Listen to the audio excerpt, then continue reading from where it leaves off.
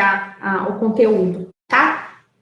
Pessoal, eu vou mostrar para vocês aqui o programa da disciplina, tá? Como que a gente vai atuar. Então, eu chamei de tópico 0, exatamente porque ele não é um tópico de conteúdo, é só uma apresentação básica aí do cronograma, né, que a gente vai adotar, dos livros e da ementa em si, objetivos da disciplina. Só para sincronizar com todos vocês, né, o que eu recebi como orientação, né, nossas aulas serão às terças e quintas, às 9h25, tá? Eu vou usar essa mesma sala de hoje para todas as aulas, tá? Dedicada à turma. Para fazer atendimento fora do horário, vai ter que ser por Google Meet para a maioria de vocês que são de fora, mas se algum de vocês aqui de Campo Grande quiser que a gente se encontre na Facom, preferir, não há problema nenhum, a gente faz um encontro presencial, tá? Mas também podemos fazer por Google Meet, se for mais prático para todos vocês, tá? A gente só precisa marcar horário, porque eu não estou ficando na Facom o tempo todo, então eu vou de vez em quando, lá está em reforma, né? Então eu fico a maioria do tempo aqui na minha casa, então a gente marca o horário e faz por Google Meet, tá? Para aqueles que preferirem dessa maneira, ou marca um horário e se encontra lá na Facom. Tá? O que não está dando para fazer é simplesmente chegar na Facom e bater na porta, que isso não está dando certo ainda, tá? A gente não está ficando lá o tempo todo. Deixei aqui para vocês os meus contatos, tá? Tem o pessoal, que é do Gmail, esse aqui, tá? Mas tem 2 institucionais também. Eu recebo todos na mesma caixa, então qualquer um que vocês usarem aqui, eu estou recebendo, tá? O mais seguro acaba sendo do Gmail, porque seria diretamente na minha caixa do Gmail, os outros são por redirecionamento. De vez em quando dá uma falhada aqui em algum redirecionamento, e aí eu perco um tempinho para responder. Tá? O grupo de WhatsApp já está criado, basta que vocês entrem, daqui a pouquinho, na hora que terminar a aula, eu também vou entrar. Tá? E os materiais eu vou colocar no AVA, tá? Que é ava.fms.br. Tá? Eu cadastrei manualmente o Charles, depois você dá uma conferida, Charles, e cadastrei manualmente também os alunos de doutorado, nessa mesma turma do mestrado, e os alunos de doutorado provavelmente vão enxergar lá no AVA uma outra turma, que vai estar vazia, tá? Eu não sei como excluir aquela turma, eu vou pedir para alguém excluir ali na GTIC, mas por enquanto ela vai ficar sem nenhum material e eu estou incluindo os alunos na turma do mestrado, onde eu estou colocando os materiais, tá? Ó, esse é o conteúdo previsto, tá? Eu costumo fazer assim, eu já coloco os conteúdos e as aulas que eu vou usar para cada conteúdo, para eu ter uma base e vocês também terem uma base aí do cronograma. Na prática, isso pode mudar, pode acontecer um problema, um dia a gente falhar, ou atrasar um tópico, ou adiantar um tópico, tá? Eu vou atualizando essas datas aqui lá no AVA. Todas essas datas já estão no AVA também disponíveis para vocês terem como base toda vez que vocês acessarem, tá? Geralmente eu vou marcando as aulas já ministradas e alguma alteração eu vou fazendo manualmente lá no AVA também, tá? A gente começa com princípios, pessoal, que é parte fundamental aí, conceitos e fundamentos de arquitetura de computadores, que acho que a gente já entra hoje, tá? A parte de hierarquia de memória é o nosso segundo tópico. Depois a parte de review, né, de pipeline, ou seja, revisão de toda a parte do projeto com pipeline. Essa parte aqui que eu acho que vai ser repetida para alguns alunos que estudaram MIPS, e novidade para quem não estudou. A partir daqui, deve ser novidade para esses que não estudaram MIPS, todo o conteúdo seguinte vai ser novidade, tá?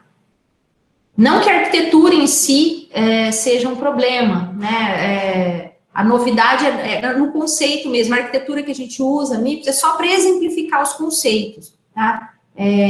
Mas se vocês não fizeram MIPS, eu tenho certeza que a parte de pipeline não foi tão detalhada como a gente vê, tá? Nos nossos cursos aqui. A gente precisa dar uma revisada. O tópico 4, pessoal, é o núcleo dessa disciplina, ó, tanto é que ela tem uma carga horária grande, associada, tá? A parte de paralelismo e nível de instrução, tá? Provavelmente 9 aulas. As 6 primeiras, pelo meu cronograma, né? As 6 primeiras vão ter conteúdo para P1, tá? Mas a gente ainda vai continuar depois conteúdo de LP, né, que é o tópico 4, em algumas aulas seguintes, tá? Esse é o núcleo, o core da disciplina, tá? Esse aqui é o ponto onde a gente precisa estudar, abordar com bastante cuidado, porque aqui tem conteúdo sobre o projeto de paralelismo dentro do processador, bem bacana, bem interessante e fundamenta, né, toda a disciplina. Se a gente pudesse resumir a disciplina, ela estaria resumida, né, nesse tópico 4, seria o mais importante de todos. Tá? Em seguida, a gente vê não com nem tanta profundidade, né, mas a gente vê paralelismo no nível de threads, né, que é um paralelismo no nível mais alto, mais próximo do software, menos do hardware, tá? E data level paralelismo, que é a parte de paralelismo em nível de dados, para GPUs, né, e outros aceleradores baseados aí em paralelismo em nível de dados, tá? Também com poucas aulas, ó, é só introdutória, esse finalzinho aqui é introdutório, tá? Vem uma segunda prova com o conteúdo da segunda parte da disciplina, né? O conteúdo a partir da prova 1 até chegar na prova 2. E a gente tem tópicos avançados da disciplina, que seriam tópicos extras da ementa, que eu pretendo abordar em um segundo trabalho, né, onde a ideia é que vocês mesmos se organizem nesse segundo trabalho e vocês vão ministrar em seminários, tá, que a gente vai distribuir nessas 4 aulas, alguns tópicos avançados, alguns tópicos extras, tá, que o próprio livro trata e outros que vocês podem trazer dos seus próprios projetos de mestrado ou tentar associar com algo que vocês tenham mais interesse e a gente trazer como tópicos avançados aqui na disciplina, tá? Vai ficar bem mais claro e mais concreto quando a gente chegar mais próximo e a gente oferecer para vocês alguns temas e vocês também nos oferecerem alguns temas de acordo com o interesse que vocês têm, tá? Com isso aqui, a gente completa a carga horária e o conteúdo da disciplina. A metodologia de avaliação, a gente deve trabalhar com 2 provas. Todas as avaliações vão ter que ser online nesse semestre, então a gente vai ter 2 provas online, com datas prévias aqui, de 13 de maio, 17 de junho, tá? E 2 trabalhos. Um primeiro, eu acredito que seja um trabalho mais no nível experimental, talvez um pouco de implementação ou só experimentação, e um segundo com foco um pouco mais teórico, que vai ser referente àqueles tópicos avançados, tá? Então, 2 provas e 2 trabalhos. Aqui estão os pesos adotados para as provas e para os trabalhos, e os conceitos que eu estou prevendo que vão ser aplicados, tá? Eu não sei se esses conceitos podem variar de professor para professor. Eu sugeri aqui no meu plano de ensino esses conceitos aqui, tá? A, B, C, D, de acordo com o desempenho de vocês, tá? Eu coloquei aqui, pessoal, que haverá controle de frequência. Vou me explicar aqui. Eu não vou reprovar nenhum aluno por não vir à aula, tá? Não acho que isso seja necessário fazer um controle minucioso de presença e faltas, mesmo porque tem alunos que eu sei que trabalham, tem alunos que eu sei que moram em outro lugar, talvez tenham, às vezes, até dificuldade de internet numa determinada situação. Então, não me interessa cobrar a presença dia a dia, tá? Só que, se eu notar que a turma tá miando, né, que de repente eu entro aqui e fico sozinha, fico com 3, 4 aqui dando aula síncrona, eu vou dar uma chamada em vocês para vocês voltarem, tá? E essa volta na aula síncrona é porque a aula síncrona tem um papel, né, que é de alguma interação. Então, vocês podem me interromper, perguntar, vocês podem se manifestar de forma, quase como se estivesse em sala de aula. E se vocês assistirem vídeos depois e ficarem com dúvidas, pode ser tarde, né? Então, eu sei que o desempenho do aluno é melhor quando ele assiste sincronamente, né? Então, eu vou deixá-los livres, mas se começar a sumir todo mundo aqui, eu vou dar uma chamadinha. Voltem, pessoal, porque vou cobrar a presença, algo assim, tá? Então, só que eu já estou adiantando, vocês são todos adultos e responsáveis aí, que ninguém vai reprovar por falta, tá bom? Fiquem tranquilos quanto a isso, é só A chamada vai ser só para motivá-los a voltar ao síncrono, caso vocês desapareçam, tá bom? Esse livro aqui, pessoal, é o principal livro da disciplina, tá? Existem outros, tá? Na bibliografia complementar que vocês conseguem ver pelo CIS, como que é o nome do sistema de vocês? Não é CISCAD, SIGPOS? É isso? É o sistema que vocês usam para acessar informações da pós? Deixa eu ver aqui se é esse mesmo, que eu já passo o link para vocês. SIGPOS, UFMS, BR. Olha só, eu não sei se vocês já têm acesso ou não, vou anotar aqui, que acho que vocês conseguem, como alunos, acessar o SIGPOS, que é o sistema acadêmico da pós-graduação, e lá acho que vocês conseguem visualizar presenças, faltas, plano de ensino da disciplina, tá? E lá no plano de ensino tem outros livros também. Mas esse aqui é o principal. Se vocês tiverem esse, pode ser a 5ª ou a 6ª edição, ou até alguma anterior, tá? Se vocês já tiverem, é suficiente para acompanhar bem a disciplina, tá? O que muda de uma edição para outra, cada edição eles acrescentam coisas, sabe? Então esse livro tá enorme. Ele tá com a parte impressa enorme e ainda um monte de materiais online.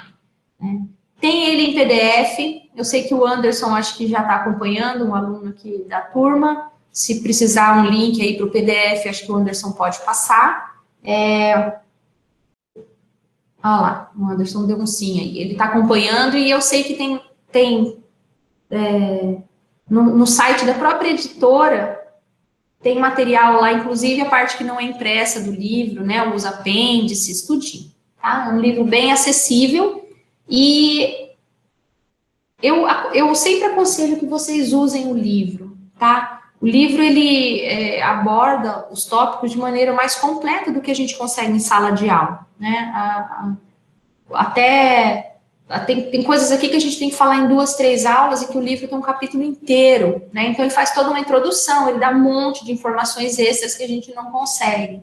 Então, e outras coisas que aqui em aula vocês vão procurar lá e não vão achar, isso é normal também, né? Às vezes um exemplo, uma abordagem específica do professor, talvez não tenha no livro, mas é muito bom atuar em uma disciplina tendo o livro por perto, tá?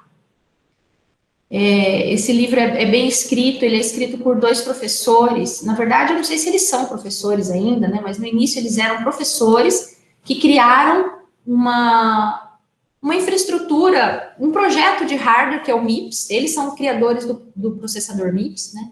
Eles criaram com fins didáticos e depois aquilo foi migrando para fins comerciais na época, assim, foi um marco, né, na área de arquitetura, porque esse processador, que é didaticamente ele é muito fácil de entender, e ele é muito bom para se usar para ensinar arquitetura de computadores, mas ele foi implementado, foi fabricado e hoje é usado em muitos equipamentos que a gente usa, principalmente sistemas embarcados, né?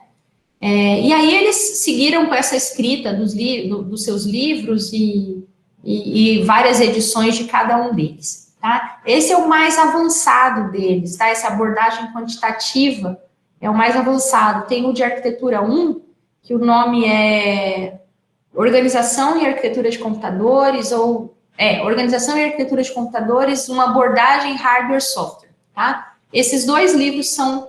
eu não coloquei o primeiro aqui, né? Não coloquei, esqueci. Mas esse primeiro livro de arquitetura é muito bom para aqueles que não tiveram a arquitetura MIPS na graduação, tá? Ele com certeza está no plano de ensino lá na bibliografia para vocês. Ok? Pessoal, dúvidas sobre o programa? Perguntem sobre avaliação, se tiver alguma dúvida, algum receio, alguma sugestão, fiquem à vontade. Professora, sobre o SIGPOS, algum outro aluno acho que pode me corrigir, mas eu acredito que os professores utilizam o SIGPOS para cadastrar as notas e os alunos conseguem visualizar isso no portal pós-graduação.ufms.br. Lá em vínculos, concursos, a gente consegue visualizar o que foi cadastrado. Só por lá, será? Eu só acesso por lá, eu não tenho acesso ao SIGPOS, mas eu não sei Mas se é o quando caso. você entra na tela do SIGPOS, eu não sei se vocês conseguem ver aí, tem uma entrada lá para alunos. Deixa eu ver aqui. Isso, ele te manda para pós-graduação, Ah, eles mandam para o .frs.br. portal, entendi. Não, então é isso mesmo. Pode. Deixa eu colocar aqui o link, ó. Eu tento entrar como aluna aqui, ele realmente ele manda lá para um portal. Isso tudo é novo. Ah, ele já tinha colocado aqui, ó. Isso tudo é novo, pessoal, então até a gente está se adaptando aqui aos novos sistemas. Deixa aí, eu estou só abrindo aqui os primeiros slides.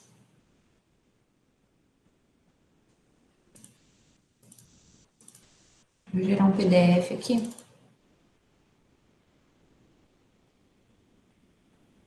E colocar para todos. Terminando a aula, pessoal, já coloco o PDF referente ao tópico 1 para vocês.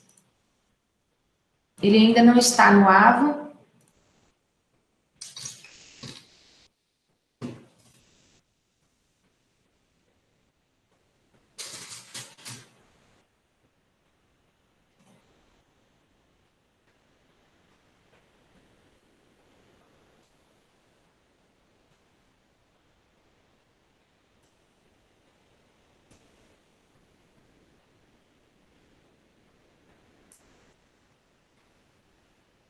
Só, por favor, confirmem para mim se o que está aparecendo para vocês agora é o slide do tópico 1.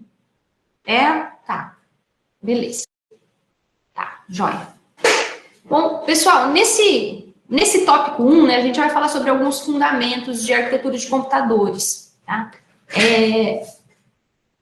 Essa área de arquitetura de computadores é a área responsável por fundamentar, né, toda a parte de projeto, mas no nível lógico e de interconexão entre os componentes. Tá? Então, a arquitetura de computadores tem várias perguntas que a gente vai responder aqui, né, que na verdade fazem parte exatamente desse processo de um projeto de um novo hardware. Tá? Por exemplo, quais são os atributos, né, importantes no sistema de computação, tá? E, precisamente aí para o processador, né? Como projetar, né, um sistema que a gente consiga adequar custo, ou limitações de custo, limitações de consumo, tá, na parte energética, tá?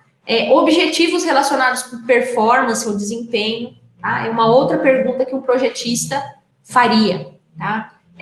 Como que a gente pode projetar componentes, né, os componentes essenciais para melhorar a performance, tá? E garantir eficiência energética, né? E como que esses componentes vão interagir? Então, são perguntas aqui que são respondidas por um arquiteto, né, por alguém responsável, um projetista responsável pela parte de arquitetura dos computadores. Então, o foco é processamento, tá? E dentro da parte de processamento, né, o projeto do processador, o que ele vai, quais são as instruções que vão ser executadas ali dentro, como que o hardware vai organizar os componentes que são necessários para executar aquelas instruções, tá? Tudo isso faz parte de arquitetura de computadores. Então, algumas das tarefas, né? O próprio projeto, que a gente chama de ISA, né? O conjunto de instruções, tá, que forma aquela arquitetura. Qual é o conjunto de instruções que aquele processador vai ter? Porque a gente pode pensar assim, o processador é algo extremamente complexo, porque ele faz tarefas complexas, né? Só que quando a gente vai olhando dentro do processador, a gente vai vendo que ele é muito mais simples e regular do que a gente imaginava, tá? Porque o processador tem que conseguir fazer qualquer tarefa com um conjunto pequeno de instruções. Tá? As instruções são operações do tipo soma, subtração, operações lógicas, desvios, né? Mas se a gente vai organizar um projeto, mesmo que não seja um projeto simples, pode ser um projeto de uma máquina como a gente usa hoje, uma máquina como um processador da Intel, por exemplo, a gente vai ver que existe uma regularidade, existe um conjunto bem limitado de instruções, tá? não vou falar que ele é fácil, né? Porque fácil na área de computação não existe, né? Essa palavra não faz parte do nosso vocabulário, mas é regular, é limitado, né? Então, quando a gente estuda o processador MIPS, que eu falei que ele é didaticamente, né, utilizado para ensinar arquitetura, é porque ele é muito simples de se entender, né? E é um processador real, faz um monte de operações reais, está aí um monte de sistemas embarcados hoje em dia, tá? Assim como os nossos telefones celulares, né, com processadores como ARM e outros, né, são processadores simples de entender, na sua visão lógica. A gente não está falando do processador lá no hardware, entender a parte física, né, do processador, mas sim a parte lógica, né? Todo o projeto lógico, isso a gente pode dizer que é o conjunto de instruções, tá? As outras tarefas aqui, né? As funcionalidades daquele processador, né? Como que ele vai atuar com relação à memória, com os seus barramentos internos, como que os componentes, né, dentro do processador vão se comunicar, né? Aqueles multiplexadores, aqueles seletores que vão organizar dentro do processador toda a sincronização do que deve passar e o que não deve passar para cada componente, tá? Tudo isso faz parte da arquitetura, tá? E o design do hardware, né? Como que... aí a gente já baixou o nível, né? A gente está lá no nível de hardware. Não é uma tarefa... Essa daqui não é uma tarefa lógica, né? É uma tarefa mais física, né? A parte dos circuitos integrados, a parte de encapsulamento, né? Para isso tudo virar um único chip, tá? Resfriamento, tensão, tá? Essa última aqui já não é uma visão tão lógica, tá? Isso aqui... Tem muitos projetos de processadores no nível de arquitetura que nem precisariam abordar esses tópicos aqui, tá? Isso aqui poderia ficar até para outras áreas, né, mais baixo nível da computação, tá? Mas que conceitualmente entram aí na área de arquitetura. Ela abarca, né, todo o processo lógico e chega até a parte física também. Aqui nesse slide, pessoal, a gente vê algo que, na prática, eu sei que vocês já usaram muito, né? Mas só para a gente poder conceituar, a gente atua muito aqui, ó, como programador, como um usuário de computação no nível avançado, que vocês são, né? Não é aquele usuário comum, mas um usuário que já sabe programar para sistemas, né? Um programador. A gente atua nesse nível aqui, ó, da computação. A gente atua num nível de linguagens de alto nível, programar usando linguagens de alto nível, né? A gente programa em C, C++. Aqui a gente pode colocar, mesmo as que não são compiladas, né? A gente pode encaixar nesse nível como Python, Java, né? Mas essas linguagens que são, também não vou usar a palavra fáceis, porque fácil não existe, mas elas são mais simples de um ser humano entender, né, para poder programar o computador, né? A gente não conseguiria programar em linguagem de máquina com tanta facilidade, não programas como a gente tem hoje, robustos como a gente tem hoje. Tá? Programar com a linguagem que o processador consegue entender seria muito tenso ali para um ser humano, é muito difícil, tá? Como era nos primórdios da computação, né? Praticamente tinha que programar na linguagem de máquina. Isso é muito, muito complicado para o ser humano. Então, lógico que existem esses facilitadores, né? As linguagens de alto nível, que são compiladas, tá? E no processo de compilação, são transformadas em linguagem de mais baixo nível, né? Que a gente chama de linguagem de montagem, né? Que já fica dependente do processador, porque a conversão, né, de linguagem de alto nível para linguagem de baixo nível significa levar algo que não depende do processador, tá? Que você consegue aqui em cima, né, em alto nível, programar sem saber para qual processador você vai, ou em qual processador você vai rodar aquela aplicação, tá? Então, a gente diz que as linguagens de alto nível são independentes do hardware, tá? Mas na hora que você compila, né, aí elas já passam a ser dependentes do hardware, ou seja, o compilador, ele é um compilador para uma arquitetura específica, né? Então, aí torna o processo agora dependente do hardware, né? e necessário, porque, afinal de contas, lá embaixo é um determinado hardware específico, então a gente tem que levar o programa até lá, de forma a ele ser executado, tá? Um compilador tem a parte do montador, tem a parte de link edição, tem um monte de coisa que acontece aqui dentro do compilador, mas como resultado a gente tem um programa executável, um programa em linguagem de máquina, que a gente não tem interesse nenhum nem de ver como que ele é, porque não é fácil de um ser humano entender. Então, a gente não está interessado em olhar esse programa, a gente está interessado em fazer com que ele execute aqui no hardware, tá? Então, por que eu estou fazendo esse review aqui dessa interface de hardware e software, que é o tema aqui, ó, né, o título desse slide? Porque a gente está fazendo exatamente o caminho para ir desde o software até o hardware, e o que está nesse meio aqui, ó, nesse meio do caminho, é algo que a gente vai estudar bastante na disciplina, que é o conjunto de instruções, tá? É o que está aqui entre o hardware e o software. Então, é o conjunto de instruções que faz a interface entre hardware e software, tá? Por exemplo, se esse ISA, ou seja, se esse conjunto de instruções aqui, vou fazer um muito simples, né? Se esse conjunto de instruções aqui só tem soma, subtração, load, store e desvios, que são os branches, tá? E algumas lógicas, algumas instruções lógicas. Esse é o meu conjunto de instruções, é só isso aqui que o meu hardware tem suporte, tá? Aqui no hardware tem implementado fisicamente apenas esse conjuntinho bem restrito de instruções. Se esse é o hardware, o compilador aqui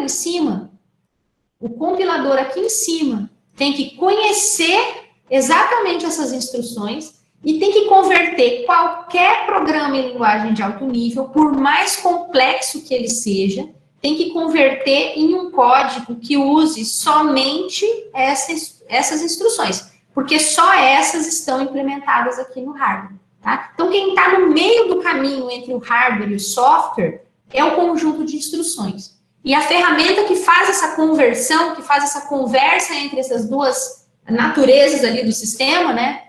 Uma física e outra lógica, quem faz isso é o compilador, tá? Então, na área de arquitetura de computadores, existe uma intersecção muito grande com a área de compiladores, tá?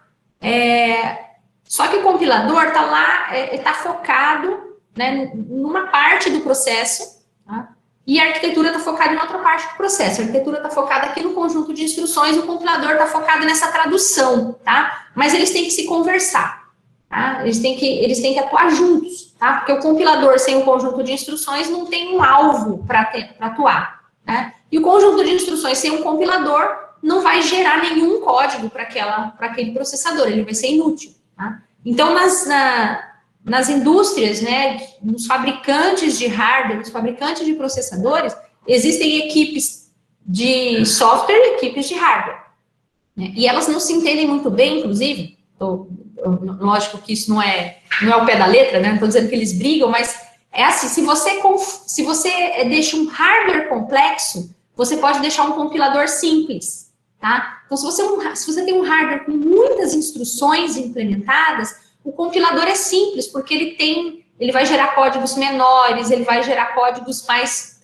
bem estruturados, porque aquele hardware ali tem instruções, tem muitas instruções para dar suporte. Por exemplo, se o hardware tem instruções que já dão suporte a operações de multimídia, esse software, na hora que encontrar um programa, né, que usa bastante de multimídia, ele tem instruções bem fundamentadas no hardware para ele atuar. Então, é fácil o software, né? Agora, se essa arquitetura for muito simples, né, se esse processador for muito simples, o compilador vai ter muito trabalho, né? Então, a gente fala que essas duas equipes dentro, né, desse processo de fabricação, se um trabalha muito, o outro trabalha pouco, né? Então, tanto é que você vê muito assim, joga essa complexidade para o software, vamos fazer um processador simples e jogar a complexidade para o software. Está falando do compilador, né? Jogar a complexidade para o compilador, né? E o grupo de compiladores gostaria do contrário, né?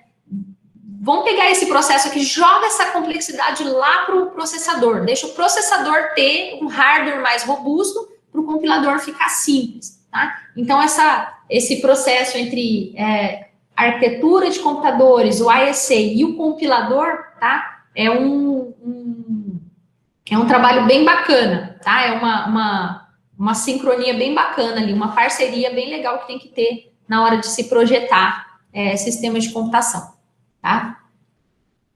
Não sei se aqui alguém é da área, né? Se algum de vocês já for da área de arquitetura ou da área de computadores e quiser se manifestar aí, fique à vontade, tá? Tem casos bem interessantes, assim, a gente não fala que o pessoal briga, mas eu lembro, quando eu fazia o doutorado na Unicamp, eu tinha um grupo de alunos lá que atuava na parte de compiladores, né, dentro do projeto, e um deles foi fazer não era um mestrado, uma parte do mestrado dele na Intel, e um outro conseguiu um trabalho no Facebook, mas aí mais na parte de software, sabe? E aí era muito legal as discussões entre eles, né? Porque um focado em hardware e o outro focado em software, e a gente vê como são áreas que se complementam, né? Mas que tem essa rixazinha entre eles ali, porque se um trabalha muito, o outro trabalha pouco.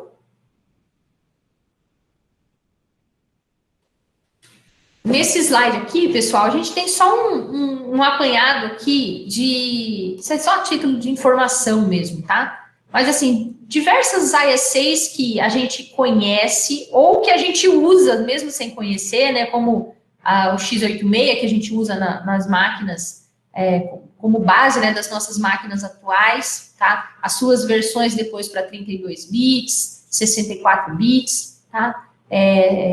Com termos aqui que, né, no começo a gente viu, são da Intel e da AMD, né, ambos os fabricantes usam o mesmo conjunto de instruções, mas em algum momento o nome, né, que pegou foi a AMD 64, né, ou também x86 64, mas embora seja a AMD 64, a Intel cria processadores com base nesse mesmo conjunto de instruções. Então, a gente tem aqui alguns da AMD e alguns da Intel, que usam esses mesmos conjuntos de instruções aqui, tá?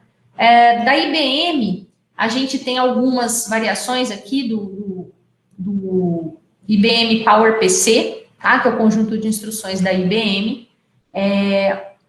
Alguns deles são RISCs, né? São processadores simples, conjunto de instruções bem simples, diferente desse primeiro aqui, ó, que tem um conjunto de instruções bem mais complexo, tá?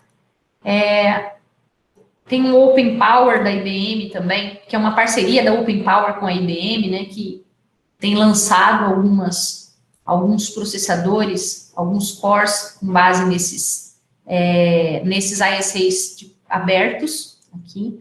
Da Sun, a gente tem conhecido também os Sparks, tá? Algumas versões do Spark. Esse aqui também, conjunto de instruções RISC, tá? Simples de entender, bem regular. Os processadores da ARM, tá? Algumas versões, várias versões, né? E aqui várias implementações reais, comerciais, que usam ARM. Há alguns anos surgiu o conjunto de instruções RISC-V é o nome, e já está também bastante famosinho aí no meio, e a gente tem muitos componentes já baseados em RISC-V, inclusive o livro dessa disciplina traz muitos exemplos de código já em RISC-V, tá? E aqui, por último, o MIPS, que é o nosso processador. Eu considero ele o mais simples aqui dos RISCs, né? Ele é o mais simples e mais regular dos processadores RISC. ARM também é RISC. RISC-V também é RISC. E eu estou na dúvida desse aqui. Esse aqui também é RISC, ó, IBM da PowerPC. Esse daqui, tenho quase certeza que é RISC, tá? Eu não tenho 100% de certeza, mas só pelo fato dele ser da Open Power com a IBM, tudo indica que eu acredito que seja, tá? Vou ter que colocar assim para eu depois confirmar. Que ele é também um processador bem de instruções reduzidas, né, de poucas instruções, bastante simples de entender, tá? Pessoal, a gente vai trabalhar na disciplina praticamente com esses dois, tá? Eu não sei se a gente vai conseguir tempo para ver a arquitetura RISC com calma, tá? Se der, a gente vê. Se não der, a gente vai trabalhar mais com a arquitetura MIPS mesmo, que é a mais regular, a mais simples dessas que a gente tem para o uso didático, tá bom? Tudo bem? Professora, só uma pergunta, né? Fazer um paralelismo entre o CISC e o RISC vai chegar nesse ponto, ou a gente não vai comentar mais do CISC ali? Tá, vou falar aqui, boa pergunta. Eu não sei se eu tenho isso no slide, vamos ver se eu consigo abrir uma página nova aqui. E outra coisa, professora, essa marcação que só utiliza é um plugin? Qual que é que utiliza? Oi, desculpa, essa última fala eu não entendi. Só usa esse plugin para marcar o quadro, bem legal ele. Eu uso o Django, mas não faz tudo isso, não. Ah, tá, entendi. Esse aqui, ó, é um PDF Annotator. Aqui o software, eu gosto bastante para dar aula. Assim, eu pago uma licença dele, eu não sei se ele é aberto. É aberto por um período, depois ele cobra uma licença ali, mas eu optei por pagar porque eu uso bastante, sabe? Entendi. Pessoal, a gente tem aqui, ó, aproveitando a pergunta, deixa eu ver se eu consigo só aumentar essa fonte, porque senão...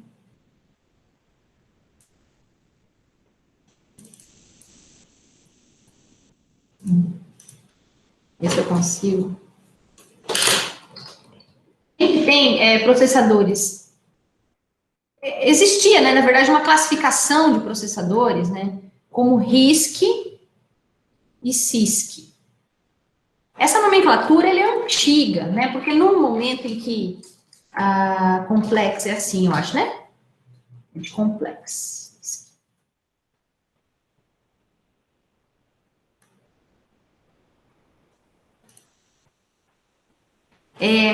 Inicialmente, pessoal, quando nos primórdios ali da computação, dos primeiros processadores da Intel, a gente tinha os processadores, eles eram complexos no ponto de vista do projeto interno. O ISA deles, o conjunto de instruções, era um conjunto de instruções complexos, eles tinham instruções de tamanhos variados, tá? O que é ruim, porque perde regularidade. Por exemplo, uma instrução ED tinha, vou chutar, tá, que eu não lembro, mas assim, vamos supor, a instrução ED tinha 64 bits, a instrução LOAD tinha 128 bits. Então, o fato de ter instruções com tamanhos distintos traz uma complexidade bem maior do processamento, né?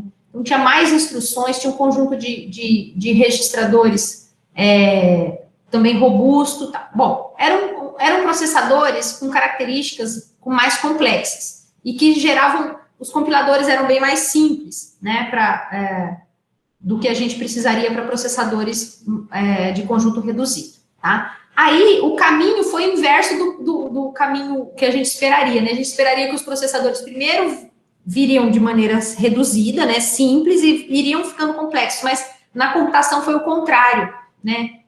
Com o tempo, foi-se notando a necessidade de criar processadores mais simples, de conjunto reduzido e mais regulares, mais padronizados, projetos mais regulares.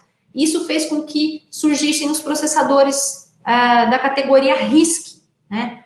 Quando isso aconteceu, né, no início os projetos eram divididos mesmo em RISCs e CISCs, né? Então, a Intel, com seus processadores mais robustos, ficava dentro dessa categoria CISC aqui, e os novos processadores que estavam sendo criados, né, eu vou dar o exemplo do MIPS, foi um processador RISC, e foi muito bem aceito, porque, na verdade, estava entrando uma fase em que começou a aparecer a necessidade de computação de equipamentos que não seriam computadores sempre, mas embarcados para automóveis, né, para eletrodomésticos. Então, não precisava de um processador complexo, tá? Um processador RISC já seria suficiente, né? Mesmo que ele não tivesse o mesmo desempenho, tá? E aí, surgiu e foi um boom, logicamente, aí um marco, né, na indústria aí, né, de processadores, né, entre os fabricantes, e aos poucos isso foi se mesclando, tá? Hoje a gente já não vê mais processadores que são CISCs, puramente CISCs. A gente vê processadores que inicialmente eram, né, como o caso da arquitetura x86, da Intel, essa AMD64, mas que pegou tudo aquilo que era vantajoso de RISC e trouxe para cá, né? Então, a gente vê hoje que eles conseguiram mesclar essas duas categorias para você ter o melhor dos dois mundos, sabe? Então, aquilo que vai rodar no sistema embarcado pode ser RISC, puramente RISC, mas aquilo que vai rodar no notebook, que vai rodar num computador, num desktop, até mesmo em servidores, não pode ser RISC, né? Então, ou se for, tem que ser muito, muito dedicado, muito especializado ali para aquela funcionalidade que eles desejam implementar. Mas, grosso modo, o que a gente tem são processadores mais robustos, mais complexos, mas que pegaram tudo aquilo que era bom em RISC e trouxeram para dentro do processador, como mais regularidade, né? Fizeram traduções, eles fazem tradução aqui internamente, tá? De instruções. É como se eles tivessem uma mescla, como se tivesse aqui dentro dele como se fosse um compilador, mas isso acontece no nível do hardware, para poder transformar algo complexo em algo mais simples, sabe? Aqui dentro mesmo. Então, eles foram adequando e hoje o que a gente tem hoje é uma mescla dessas duas naturezas, tá? Na maioria dos nossos sistemas, tá? Nós vamos trabalhar na disciplina em processadores puramente RISC, tá? Simples. Pode perguntar. Até colaborando, eu gosto muito dessa parte aí, porque eu tinha um professor da graduação, Robson Escolto, né? Ele está lá em São Paulo agora. Ele falava bastante isso lá em 2006, 2007, né? E quando originou processadores com 8 núcleos, o i7, o i8, e aí vai, os i da vida, ele já falava lá atrás que a capacidade de processamento ia dividir pequenos núcleos, só comentou agora aqui, pequenas instruções, para que o processador não parasse certas áreas de execução e garantisse o desempenho.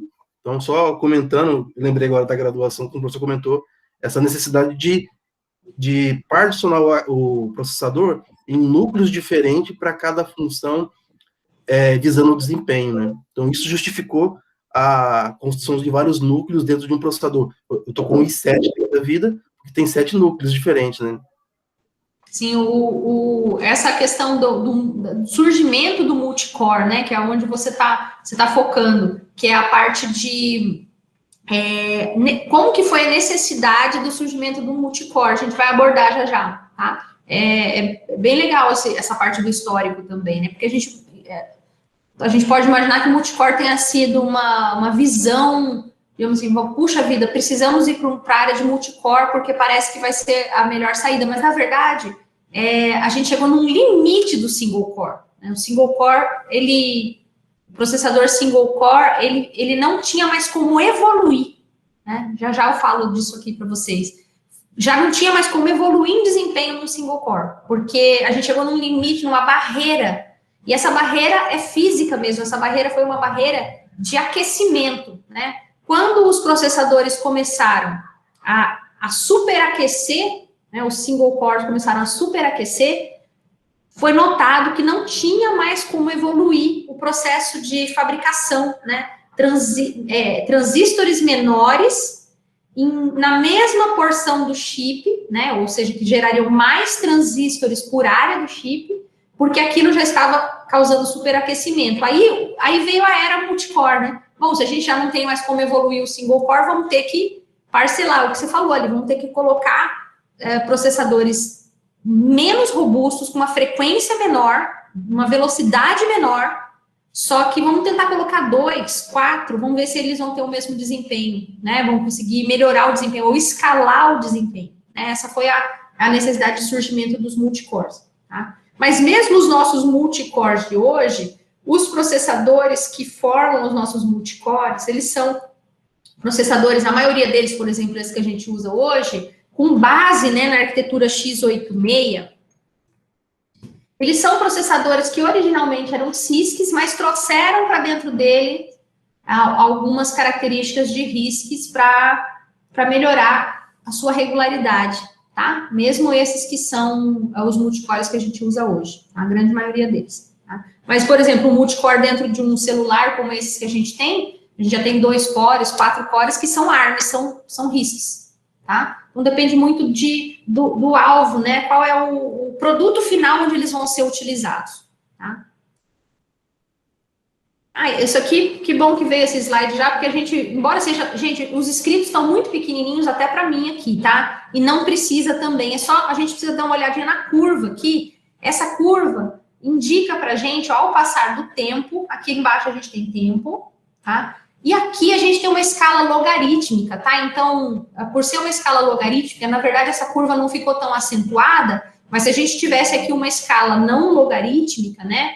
Se a gente estivesse trabalhando de maneira linear, essa curva aqui seria muito mais acentuada, tá? Com um crescimento muito mais acentuado, seria difícil da gente enxergar, tá? Mas com a curva em escala logarítmica aqui, ainda assim a gente vai vendo aqui na curva principal, ó, a gente vai vendo o crescimento, aqui na verdade a gente está mostrando aqui a evolução, tá, de single core para multicore, tá, pouco a pouco, né, na verdade a gente começa em 1978 aqui, lá atrás, com os primeiros computadores, né, vai tendo os nomes de cada um deles aqui, tá, e a evolução em termos de desempenho, tá, embora não esteja claro aqui como que foi medido o desempenho, na verdade aqui esse performance é o que a gente traduz aqui para desempenho, e eu esqueci, ó, de pôr a métrica. Tá? Esse métrica aqui é porque eu notei que o gráfico estava sem a métrica e fiquei de buscar como que foi calculado o desempenho aqui, tá? Mas isso aqui eu tenho que olhar no livro depois para ver qual é a métrica, provavelmente é uma métrica relativa a tempo, provavelmente é 1 sobre tempo de execução, tá? E aí, 1 sobre tempo de execução, quanto menor o tempo de execução para um determinado programa ou um conjunto de programas, maior o desempenho. Tá? Então, quando a gente tem a curva crescendo aqui, significa melhorando o desempenho. E a gente vê, ó, nessa curva aqui, single core tá vindo até aqui, ó, até esse ponto aqui, ó. Tudo isso aqui é single core, tá? Em torno de 2006, entre 2006 e 2008, que é o que o Abraão acabou de colocar, teve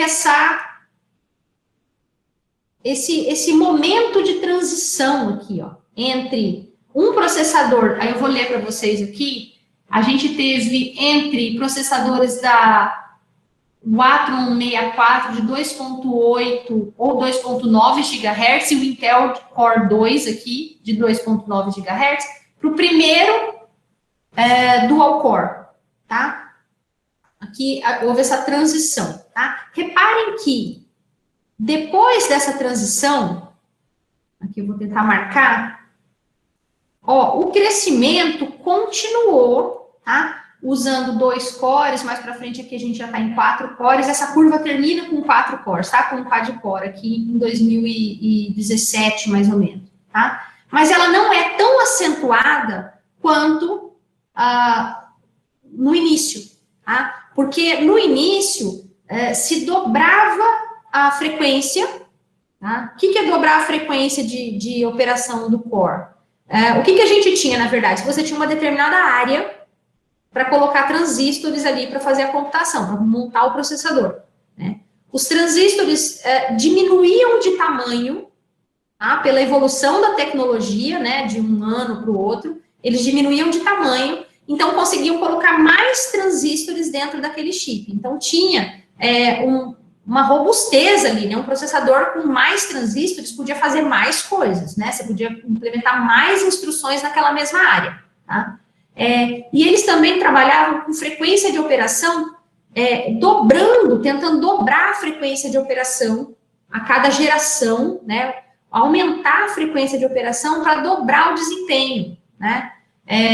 Isso foi possível durante um período. Então, você comprava um processador, você comprava um computador com um determinado processador, você olhava a frequência dele e um ano depois já tinha um outro modelo com uma frequência maior, às vezes até o dobro da frequência, e você tinha garantia que ele era mais rápido, porque dobrar a frequência significa diminuir pela metade o ciclo do clock, né? Então, no mesmo período de tempo, você fazia o dobro de operações. Então, você tinha o que seria o dobro de velocidade, tá? Pelo aumento da frequência. Mas acontece que aumentar a frequência e aumentar a quantidade de transistores dentro do chip causa aquecimento, causa aumento da corrente de fuga, um monte de consequências físicas, né? E aí chegamos no limite aqui. Teve uma fase aqui do Pentium 4, não sei nem se ela está explícita aqui, mas tem um Pentium 4 que superaqueceu a ponto de terem tirado, foi esse aqui, ó. Esse Pentium 4 aqui, ó, ele superaqueceu e ele foi tirado do mercado à época, sabe? Foi um marco ali, um marco bem ruim, né, da indústria ali, de fabricantes da Intel ali no caso, porque eles tiveram que parar a produção e refazer o projeto, porque superaqueceu, tá? Tem vídeos na internet mostrando né, experimentos com relação a isso, tá? O Abraão está reforçando aqui o que eu estava falando sobre a lei de Moore, tá? Importante. A lei de Moore diz que o número de transistores no processador dobraria a cada 18 meses. A lei de Moore era uma previsão e que se fez real, tá? Era uma previsão muito bem embasada na época, né? E que, de fato, os fabricantes começaram a trabalhar para que a cada 18 meses, que é um ano e meio, né? A gente tivesse o dobro de desempenho, tá? Porque a gente tinha o dobro de transistores, e aí eles ainda aumentavam a frequência do clock, e a gente tinha o dobro, mais ou menos o dobro de desempenho, tá? Então, a lei de Moore, ela chegou até um certo ponto, teve um determinado momento que a lei de Moore não pôde mais, a gente teve uma quebra da lei de Moore, né? Que a gente já não consegue mais fazer isso com base na quantidade de transistores, tá? Que foi exatamente esse marco que eu estou mostrando para vocês aqui, que a gente começou essa era multicore, né? E a gente vê, ó, aqui tem uma medida, não sei se vocês enxergam, tá? Mas a primeira aqui deixa eu voltar aqui para a primeira fase, ó, lá no comecinho do gráfico, vou marcar em azul, né? Aqui a gente tinha um aumento de aproximadamente 25% ao ano no desempenho. Depois a gente teve um aumento significativo, aí chega de 52% ao ano, tá? No desempenho dos processadores.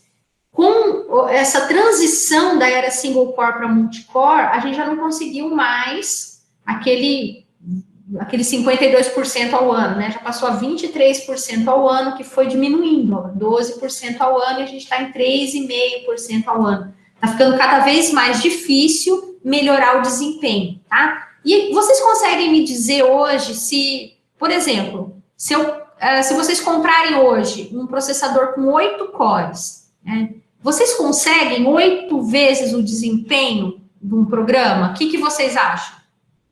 Isso a gente não consegue, né? Não consegue, né? Isso não escala, né? Essa questão do multicore, ela não escala em desempenho como a gente gostaria, porque simplesmente trabalhar em paralelo não é fácil, né? E nem todos os programas têm natureza paralela. Se você pegar um processador de 8 cores e pegar uma aplicação que ela é paralelizável de fato, por exemplo, se eu quiser fazer uma transformação numa imagem, tá? Eu consigo particionar essa imagem em 8 partes, tá? E deixar cada parte para um core. Isso é totalmente paralelizável, né? Talvez a única coisa que eu tenha que fazer no final é ver se as bordas entre os quadrados que eu separei a imagem, se tem algum processamento para se fazer, tá? Mas se for, de repente, para cada pixel da imagem eu tenho que aplicar uma função matemática ou alguma operação sobre um pixel, eu consigo particionar aquela imagem em 8 e dar uma partezinha para cada core, e aí ele vai responder super rápido, né? A aplicação vai responder muito rápido. Aí pode ser que eu consiga perto de 8 vezes o desempenho quando comparado a um sequencial, mas eu estou sendo muito específica, né? Só para esse tipo de aplicação, esses que você consegue paralelizar, né? Muito bem. Isso não acontece para a grande maioria das aplicações. né? Então, a gente não consegue escalar o desempenho na era multicore, por isso que a gente tem aumentos cada vez menos significativos. Com isso, está surgindo tantas outras tecnologias, né, tentando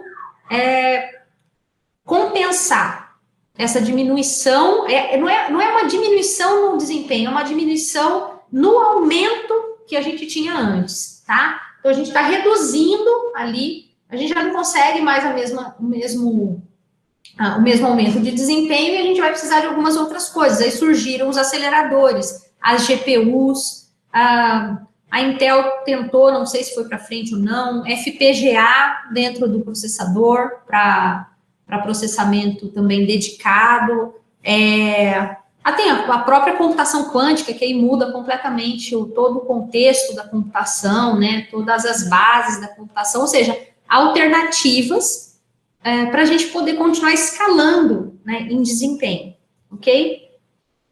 Esse é o momento em que nós estamos atualmente, tá? Hoje nós estamos na era de GPUs, né? Hoje você compra um notebook, um Note ou um desktop e você já compra uma GPU nele e nem sabe se ela está sendo usada corretamente ou não, se ela está sendo bem utilizada ou não, mas a gente já tem isso. Esse meu Note aqui tem uma GPU nele, eu não sei. Até hoje eu não usei a GPU diretamente, mas eu não sei se ela está sendo usada para processamento de propósito geral aqui, sabe? Ou se só para imagem. Né? Porque as GPUs elas já estão fazendo parte da realidade da computação. Tá?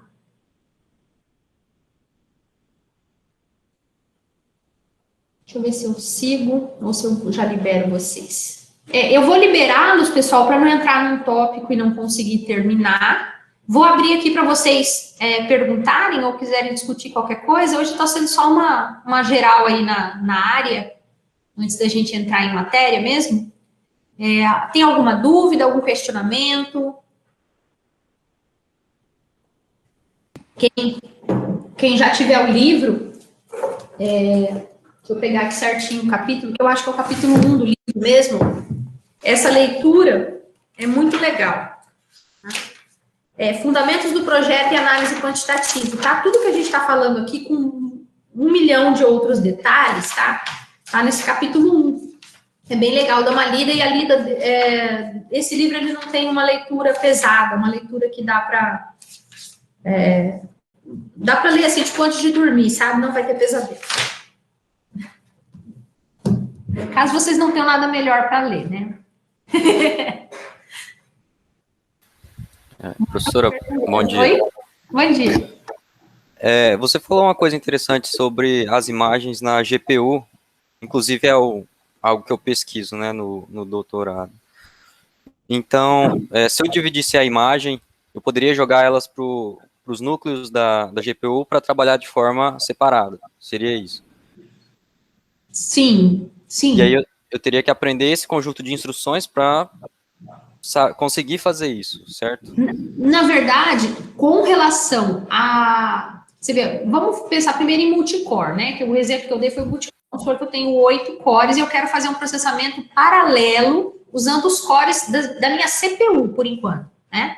Então, eu tenho linguagens de programação hoje que me dão ferramentas para fazer isso, como é o caso de OpenMP, né?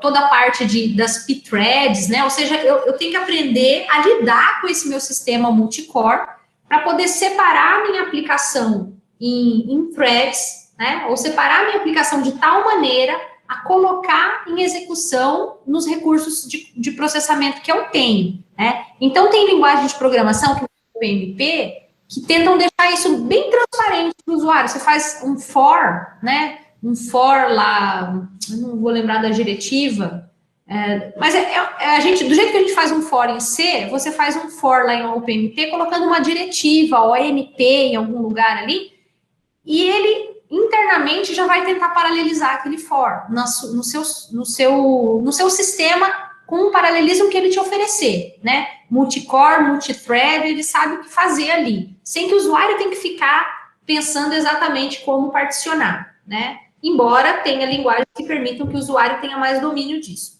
No caso da GPU, é um outro mundo. Então, CPU é um mundo, GPU é outro mundo, né?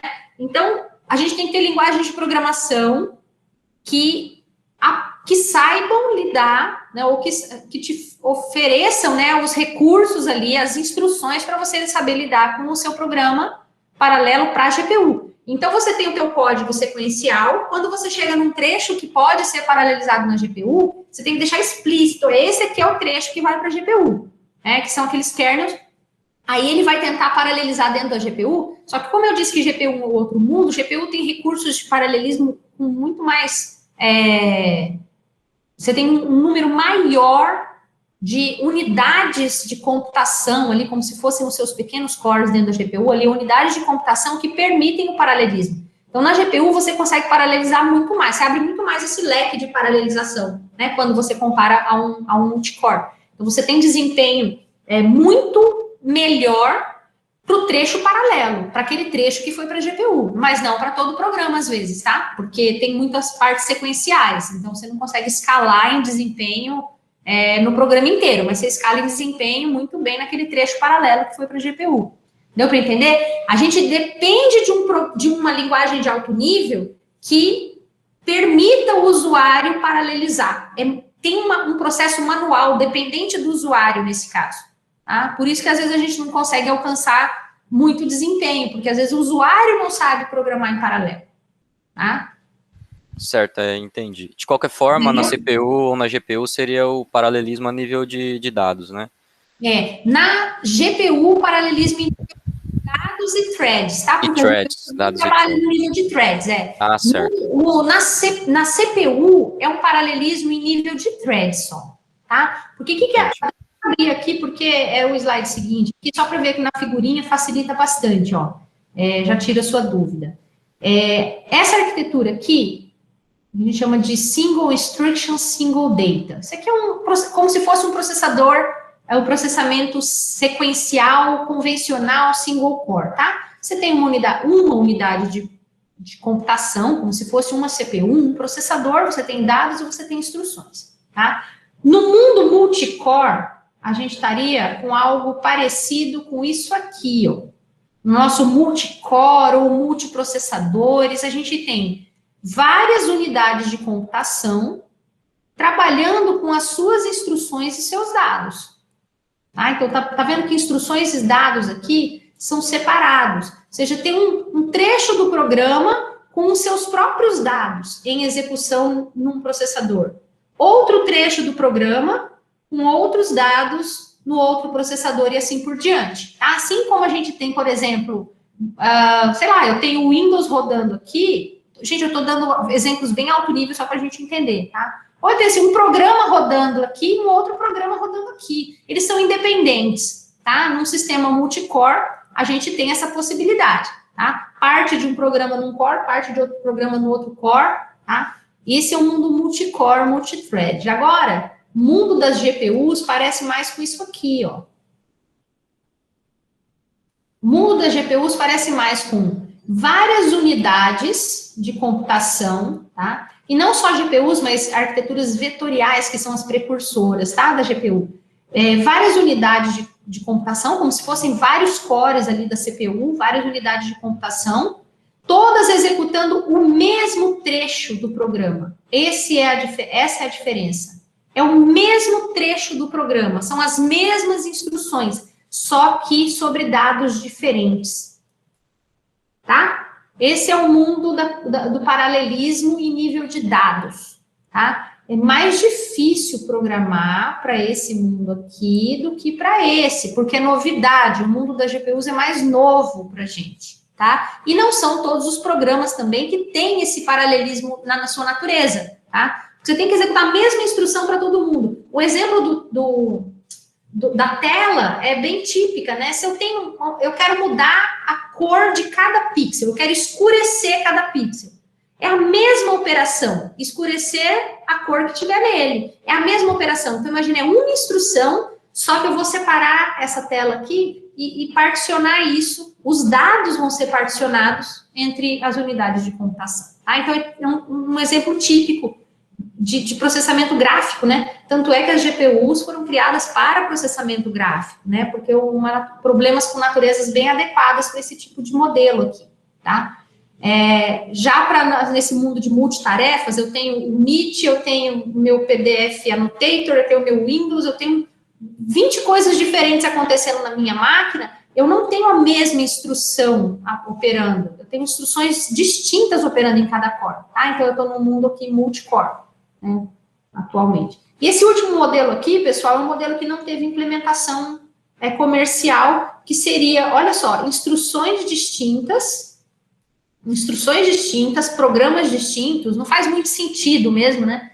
Instruções distintas atuando sobre o mesmo dado, sendo que existiria assim, um pipeline entre essas fases aqui de processamento, tá? Eu não sei dizer para vocês que natureza de problema seria adequada a esse tipo de computação aqui, tanto não é tão comum, né, que não tem implementação comercial desse modelo, que seria múltiplas instruções, single data, né, para um mesmo dado, um mesmo stream de dado, tá? Eu adiantei aqui o que seria o começo da aula que vem, mas não tem problema, a gente refaz depois, se precisar, com mais critérios aí. Tá? O Marlon está perguntando aqui se vai ter 2 provas, se vai ter lista de exercício. Vixe, vai ter bastante exercício, tá? Tem muito exercício no livro, mas eu também solto lista de exercício, faço bastante exercício em aula, tá? Hoje a aula foi bastante teórica, porque é só conceitos, mas todas as aulas eu paro para fazer exercício junto com vocês aqui, porque eu acho que acaba fixando melhor os conceitos, tá bom? Tem mais alguma dúvida, turminha? Tranquilo. Professora, teve uma pergunta acho que do Marlon ali, não sei se socializando. O livro, não tem ele em e-book, né? Essa versão dele é e-book, para que a gente possa... Se tiver outra versão e-book... Ele tem, sim. E outra pergunta... Desculpa aí. Eu sei que a versão PDF dele... Eu não sei se em algum lugar aí o Anderson depois pode dizer se ele já achou, se tem resolução dos exercícios do livro. Ele soltava a resolução, sabe? Eu não sei se essa edição tem. E tem muito exercício nesse livro, gente. Os enunciados são enormes, assim, eu tento reduzir um pouquinho os enunciados nas listas ali, escolher alguns mais. Cara, se fizer os exercícios desse livro, não tem como não sair com A mais da disciplina, porque é muito exercício, cara. É muito bom. Até preguiça de ler os enunciados, são enormes. Tá? Se alguém achar as resoluções, compartilha aí com todos e comigo, que eu ainda não achei, tá? Beleza? Gente, vou liberá-los, então. Na quinta a gente se encontra. Essas aulas síncronas, inevitavelmente elas vão acabar tendo 1 hora e pouco, tá? 1h20, assim, menos que isso vai ser difícil de eu cobrir o conteúdo, tá? Mas se tiver ficando muito maçante aqui na frente do computador, a gente pode diminuir as aulas síncronas e eu soltar algumas gravações extras, assim, tá? É uma ideia, tá? Só me avisem, tá? Se der para a gente fazer assim com 1h20, eu acho o ideal, porque a aula fica com contexto começo, meio e fim, na mesma gravação. Tá? Mas vocês vão me dando feedback aí à medida que as aulas forem seguindo, tá bom? Professora. Só o Anderson aí, depois compartilhar, Anderson, libera depois o PDF ali, tá com bloqueado para o pessoal baixar. Beleza. Oi. Joia. Professora, é o seguinte, essa disciplina, ela vai exigir da gente algum conhecimento em uma linguagem de programação específica, para que a gente possa desde já ir se preparando para esse momento? Deixa eu pensar aqui. Eu acredito que não, porque vocês vão... No trabalho 1, é que eu não tenho ainda de cabeça certinho o que vai ser o trabalho 1, mas eu acredito que ele vai ser mais uma experimentação, usando implementações que já existem, por exemplo, usar um simulador, alguma coisa assim. e, no máximo, estender alguma funcionalidade do simulador. Se tiver essa extensão, é a extensão em C++, tá? Se tiver essa extensão. Eu não garanto ainda que vai precisar estender, vai depender do que eu vou propor de trabalho, tá? O que eu já fiz as outras vezes nessa disciplina foi usar um simulador que era feito em C++, e os alunos implementaram alguma funcionalidade extra, tá? Tipo um preditor de desvio, alguma coisa assim, e usaram C++ para fazer. Tá? No máximo vai ser isso aí. Uma outra coisa é parabenizá-la, porque não sei se é trauma do mestrado, mas todos os professores meus do mestrado tinha rosto de bravo, e você traz uma doçura, isso não, eu sou é legal, palhaça, deixa a gente mais tranquilo. Ai, gente, vocês não... É muito tereré, Giovanni. Professor Giovanni, a professora toma muito tereré, né, professora? Oi? Ela toma muito tereré, né? A senhora toma muito tereré para relaxar, não é isso? Tereré nada, rapaz. Se eu tomar tereré, eu explodo. Eu sou muito agitada já, não posso não. Eu tô tomando aqui, eu tô tomando meio amarradinho, água com vinagre de maçã, que me falaram que emagrece. Eu tô fazendo 1 litro de água de vinagre de maçã hoje. E detalhe que eu estou gravando ainda, tá vendo? Eu esqueço de tirar essa desgrama dessa gravação. Vou tomar litros disso, então. 1 litro por dia.